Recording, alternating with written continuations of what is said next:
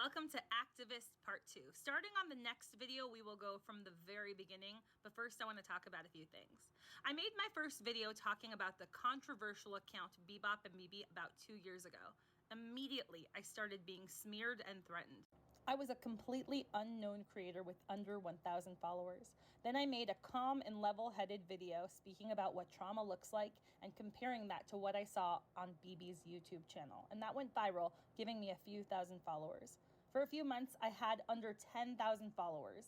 Even at the height of my account in May of 2023, I only had 46,000, which sounds big to me, but on TikTok is tiny.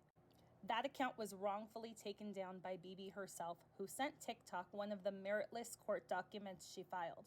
I didn't even know I was being sued until a month later, which means there was no way I could have ever reclaimed my account, which actually had 0 violations contrary to what they sent me. Same as my backup account, which was also taken. Among many very interesting narratives told on the Not Your Bonnie Snark group, here's one that I think is kind of fascinating. Does anyone know if there were a lot of videos of speculation of Bebop and BB before Bonnie? Many people in that group have come forward with that statement. They seem to think I have created this whole thing and that because of my speaking on this subject, that is why Bebop and BB will be seen in any kind of way that is not favorable. I didn't start anything on Bebop and BB. They were being discussed as controversial and exploitive more than 4 years ago. They have been the subject of dozens of YouTube exposés, many of which captured large audiences. They were covered by Rolling Stone. And to date, this account, which now has 8.3 million followers, has garnered more than 5 billion views on TikTok.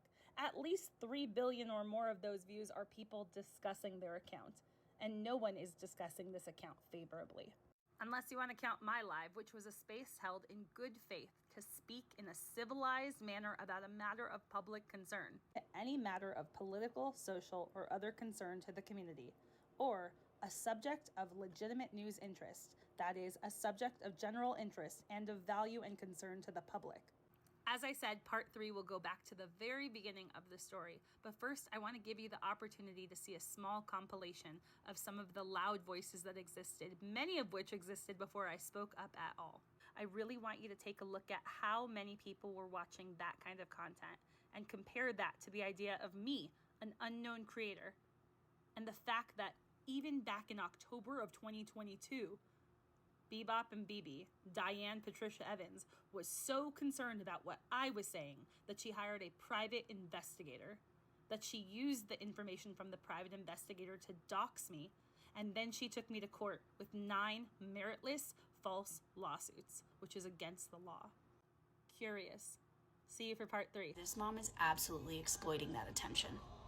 What you can do is find out what city and state they live in, call the police and have them investigate. People think this TikToker was kidnapped, and there's a lot of proof that it might be true. So everyone has thought there's something off about this account for a while now. Bebop is in danger, but the person that she's in danger from has been right in front of you this whole time. Found her real name, and it turns out she's in the court records for the state of Georgia. And she's got a long list of charges. I did some more digging, and it turns out that BB might have done some photography back in the day. But Paso de Vivo Pan Bibi. Si está secuestrado, muestra algo rosado. Podrían ser 2 personas desaparecidas y aquí les traigo toda la información. Thinking that she was exploiting her child for fame and fortune, especially because Bebop was also very popular on another controversial app called Likey. He asks, "Are you in danger?" And she does say, "Yeah," but then she starts talking about stalker.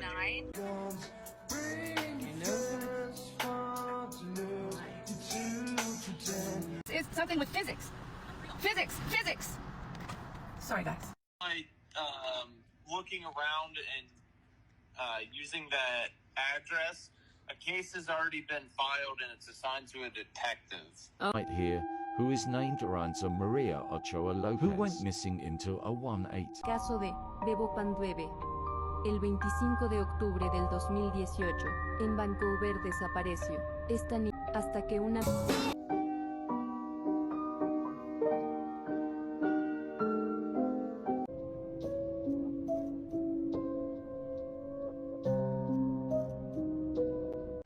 And the fact that the mom is just keeping this going at this point is truly disturbing.